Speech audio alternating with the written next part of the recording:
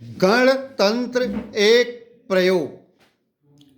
गणतांत्रिक शासन पद्धति या तो सिंधु घाटी सभ्यता में रही है या फिर पूर्वी उत्तर प्रदेश और बिहार के अंतर्गत हिमालय की तराइयों में रही है। सिंधु घाटी के गणराज्य अवैदिक कबीलों के अवशेष रहे होंगे, ऐसा अनुमान लगाया जा सकता है। हो सकता है कि कुछ गणराज्य एक तांत्रिक राज्य की जगह विकसित हुए हों। कुछ मामलों में बिहार और उत्तर प्रदेश के लोग कबायली समानता के पुराने आदर्शों से प्रेरित रहे होंगे, जिनमें एकल राजा को अधिक महत्व नहीं दिया जाता था। गणराज्यों में वास्तविक सत्ता कबायली अल्पतंत्रों या सीमित लोगों के संगठनों के हाथों में होती थी। शाक्यों और लिच्छवियों के गणराज्यों में शासक वर्ग एक ही गोत्र और एक ही वर्ण का होता था। अलग अलग गणराज्यों में अलग अलग प्रकार की शासन पद्धति हुआ करती थी। वैशाली के लिच्छवियों के मामले में यद्यपि सभागार में 7707 राजा या प्रतिनिधि होते थे, लेकिन ब्राह्मण इसमें शामिल नहीं होते थे। मौर्योत्तर काल में मौलवों के और क्षुद्रकों के गणराज्य में क्षत्रियों और ब्राह्मणों को नागरिकता मिली थी, लेकिन दासों और मजदूरों को इससे बाहर रखा गया था।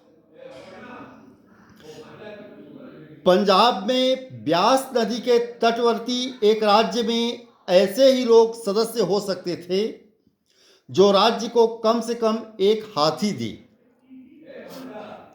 सिंधु घाटी में अल्पतांत्रिक राज्य का यह अच्छा उदाहरण है। शाक्यों और लिच्छवियों का प्रशासन तंत्र सरल था। इसमें राजा, उपराजा, सेनापति और भांडागारी या राजकोषाध्यक्ष होते थे।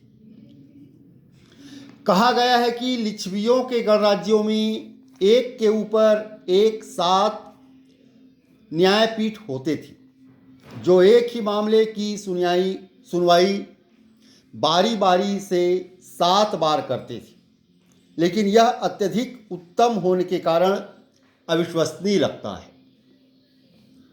जो भी हो, बुद्ध के युग में कुछ ऐसे राज्य भी थे जिनका शासन वंश परंपरागत राजा नहीं करते थे, बल्कि जनसभाओं के प्रति उत्तरदायी लोग करते थे।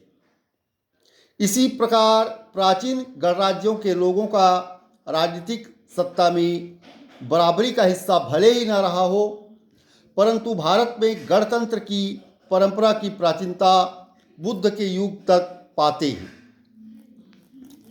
गणतंत्र और राजतंत्र के बीच बहुत सी भिन्नताएं थीं। राजतंत्र में प्रजा से राजस्व पाने का दावेदार एकमात्र राजा होता था, जबकि गणतंत्र में इसका दावेदार गण या गोत्र का हर अल्पाधिपति होता था, जो राजन कहलाता था। 7707 लिच्छवी राजाओं में हर एक का अलग अलग कोषागार और प्रशासन तंत्र था। प्रत्येक राजतंत्र में उसकी नियमित स्थायी सेना होती थी और राज्य सीमा के भीतर प्रजा के समूह या समूहों को शस्त्रास्त्र रखने की अनुमति नहीं थी। लेकिन कबायली अल्पतंत्र में हर राजा अपनी छोटी छोटी सेना अपने सेनापति के अधीन रख सकता था, ताकि वह एक दूसरे का मुकाबला कर सकें। राजतंत्र में ब्राह्मणों का यह प्रभाव था, परंतु आरंभिक गणराज्यों में उनका कोई स्थान नहीं था और न उन्होंने अपनी स्मृतियों में इस तरह के गण राज्यों को मान्यता ही दी।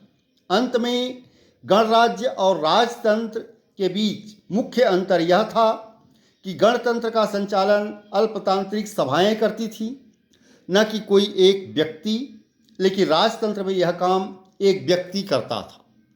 धन्यवाद।